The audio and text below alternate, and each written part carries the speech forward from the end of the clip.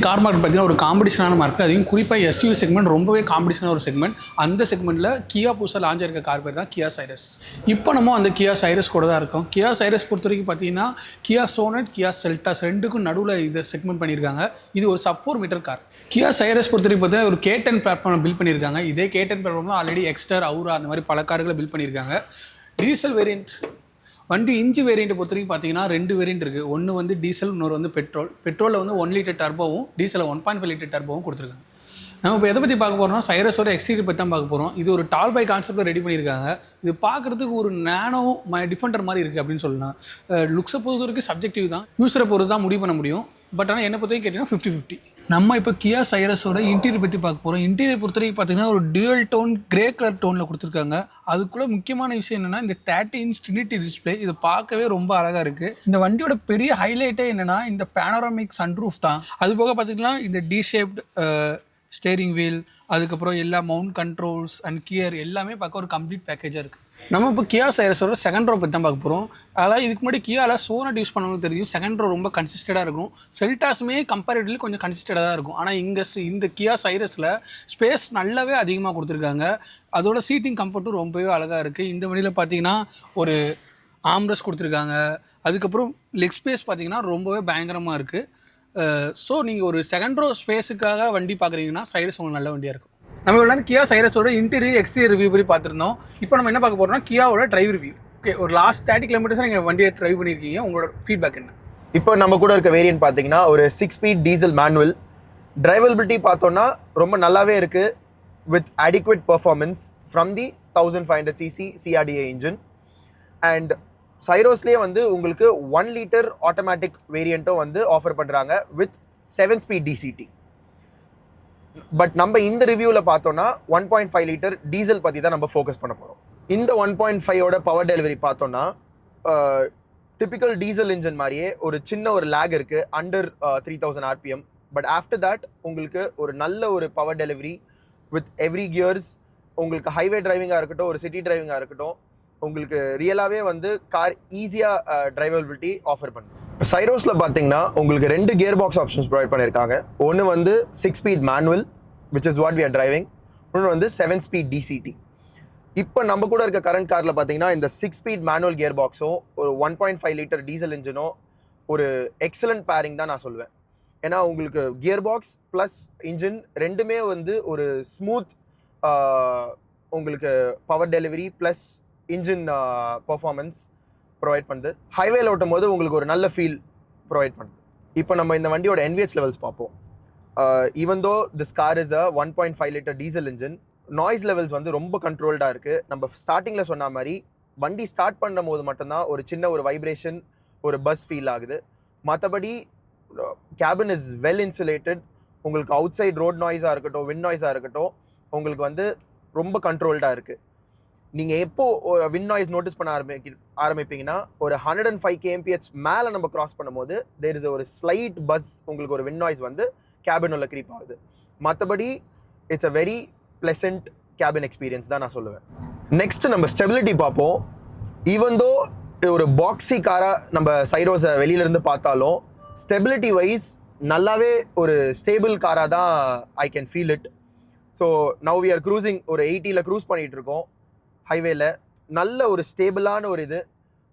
யூஸ்வலாக வந்து நம்ம பார்த்தோன்னா ரொம்ப பாக்ஸியாக ரொம்ப டால் பாய் டிசைன் இருக்க கார்ஸ் வந்து எப்போவுமே ஹைவேல வந்து அவ்வளோ ஸ்டேபிளாக இருக்காது.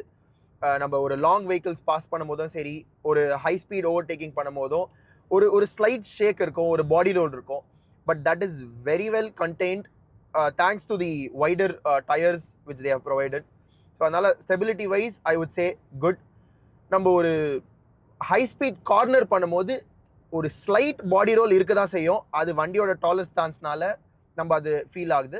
பட் ஒரு கண்ட்ரோல்டு ஹைவே ஸ்பீட்ஸில் நம்ம போகும்போது stability is good I would சே. நம்ம ஸ்டெபிலிட்டி ப்ளஸ் ஹேண்ட்லிங் பற்றி பேசும்போது தான் இன்னொரு ஒரு இம்பார்ட்டண்டான விஷயம் நான் சொல்லணும். அது பார்த்தீங்கன்னா இந்த வண்டியோட ஸ்டேரிங். ஃபர்ஸ்ட் விஷயம், இந்த ஸ்டேரிங்கோட டிசைன் இஸ் மை ஃபேவரட். ஒரு டபுள் டி ஸ்டேரிங்னு they call it. And fit and finish அந்த லெதர் ஃபினிஷோட உங்களுக்கு ரொம்ப நல்லாவே ப்ரொவைட் பண்ணியிருக்காங்க.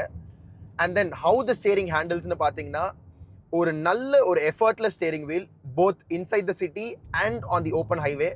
உங்களுக்கு சிட்டியில் லோ ஸ்பீட்ஸில் ஓட்டும் போது ஸ்டேரிங் ரொம்ப எஃபிஷியண்ட்டாகவே நீங்கள் வந்து டர்ன் பண்ணலாம். ஈஸியாக இருக்குது.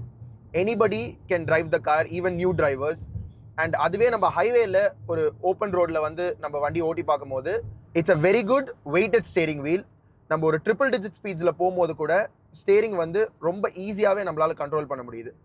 நான் இதே அதை மெயினாக சொல்கிறேன்னா, இப்போ வர நியூ ஜென்ரேஷன் கார்ஸில் பார்த்தீங்கன்னா ஸ்டேரிங் ஃபீட்பேக் எப்பவுமே வந்து it's a hit or miss. And சைரோஸில் மெயினாக லைக் கியாரில் ஒரு சில வேரியண்ட்டில் நம்ம பார்த்தோன்னா ஸ்டேரிங் நல்லாவே ப்ரொவைட் பண்ணியிருப்பாங்க. That has been carried even for the சைரோஸ். ஸ்டேரிங் ஒரு நல்ல weighted steering wheel. Again I'm saying, ஒரு ட்ரிபிள் டிஜிட் ஸ்பீட்ஸில் நீங்கள் ஒரு 120 மேலே பண்ணும்போது உங்களுக்கு steering feedback is precise and ஓவர்டேக்கிங்கில் உங்களுக்கு ரொம்ப நல்லாவே ப்ரொவைட் பண்ணிருக்கு. நம்ம ஹேண்ட்லிங் அண்ட் ஸ்டேரிங் எல்லாமே பார்த்தாச்சு. நெக்ஸ்ட் நம்ம முக்கியமாக பார்க்க வேண்டியது பார்த்தீங்கன்னா வண்டியோட braking, which is very important. ஏன்னா நம்ம 1.5 இருக்கட்டும் 1 லிட்டராக இருக்கட்டும், உங்களுக்கு power delivery is very instant. நம்ம டக்குன்னு எடுத்து நம்ம ஒரு ட்ரிபிள் டிஜிட் ஸ்பீட்ஸ்லாம் ஈஸியாக அச்சீவ் பண்ணிடலாம். பட் அந்த ஸ்பீடில் போகும்போது நம்ம மெயினாக பார்க்க வேண்டியது அந்த பிரேக்கிங் தான். அண்ட் குட் சைரோஸில் வந்து 4 வீல் டிஸ்க் பிரேக் ப்ரொவைட் பண்ணியிருக்காங்க. லோவர் வேரியண்ட்டில் ஃப்ரண்ட் வீல்ஸ் மட்டும் டிஸ்க் ப்ரொவைட் பண்ணியிருக்காங்க. So braking is very effective. But something which we noticed இந்த டெஸ்ட் ட்ரைவில், பிரேக் பெடல் வந்து கொஞ்சம் ஷார்ப்பாகவே இருக்குது. ஸோ ஒரு நியூ டிரைவர்ஸ் பார்த்தீங்கன்னா it takes a little bit of time to get used to. ஏன்னா நார்மலாகவே நம்ம பிரேக்கிங் பண்ணும்போது it's very very very powerful. நார்மலாக நம்ம இந்த ஆட்டோமேட்டிக் கார்ஸில் தான் வந்து நம்ம இப்படி பார்ப்போம். பட் இதில் பார்த்தீங்கன்னா உங்களுக்கு மேனுவல் வெர்ஷன்ஸ்லேயே வந்து பிரேக் பெடல் வந்து ரொம்ப ஷார்ப்பாகவே இருக்குது. But overall braking confidence is good. இவ்வளோ நேரம் காரோட டெக்னிக்கல் ஆஸ்பெக்ட் பற்றிலாம் சொல்லிட்டீங்க. பட் கார் பேஸ் முக்கியமாக பார்க்கக்கூடிய மைலேஜ் பற்றி எதுவுமே சொல்லி சொல்லுங்கள். ஓகே, இது ஒரு நல்ல கேள்வி தான். ஏன்னா நம்ம இவ்வளோ நேரம் வண்டி ஓட்டிகிட்டு இருக்கோம், சிட்டிலையும் டிராஃபிக்கில் ஓட்டணும். இப்போ ஹைவேல ஒரு ஆல்மோஸ்ட் ஒரு 20-25 கிலோமீட்டர்ஸாக போயிட்டுருக்கோம். மைலேஜ் பார்த்தோன்னா இந்த வண்டியோட ஏஆர்ஐ கிளைம்டு ஃபிகர்ஸ் பார்த்தீங்கன்னா இட்ஸ் அரௌண்ட் 17.65 பெட்ரோலுக்கு சொல்லியிருக்காங்க. பட் ஒரு real world customer feedback mileage பார்த்தீங்கன்னா பெட்ரோலில் 12 to 14 kmpl ப்ரொவைட் பண்ணியிருக்கு. அண்ட் டீசல் பார்த்தீங்கன்னா இட்ஸ் அப்படி அகெயின் 14 to 16 kmpl. இதுதான் வந்து real world mileage. And again everything depends on how you drive தான். ஏன்னா each and every person has a different driving style. இப்போ நான் ஓட்டுறதுக்கு நீங்கள் பார்த்தீங்கன்னா இதில் 11.8 தான் நம்மளுக்கு மைலேஜ் காமிக்குது. பட் நீங்கள் ஓட்டும் போது அது டோட்டலாகவே டிஃப்ரெண்ட்டாக இருக்கும். பட் ஓவராலாக நம்ம வந்து ஒரு 14 to 16 kmpl வந்து ஷோராக சொல்லலாம். நம்ம இவ்வளோ கியா சைரஸோட driving review and interior exterior எல்லாமே பார்த்துட்டோம். ஸோ இந்த காரை நமக்கு கொடுத்த விஎஸ்டி மோட்டார்ஸ்க்கு தேங்க்ஸ். ஸோ உங்களுக்கு இதே மாதிரி கார் ட்ரைவ் பண்ணணும்னா விஎஸ்டி மோட்டார் ரெடிஸ் வந்து ட்ரை பண்ணி பாருங்கள். ஸோ இது மாதிரி தொடர்ந்து வீடியோக்கள் வேணால் தினமணி சேனலை சப்ஸ்கிரைப் பண்ணுங்கள். இந்த வீடியோ பிடிச்சா லைக் பண்ணுங்கள். நன்றி, வணக்கம்.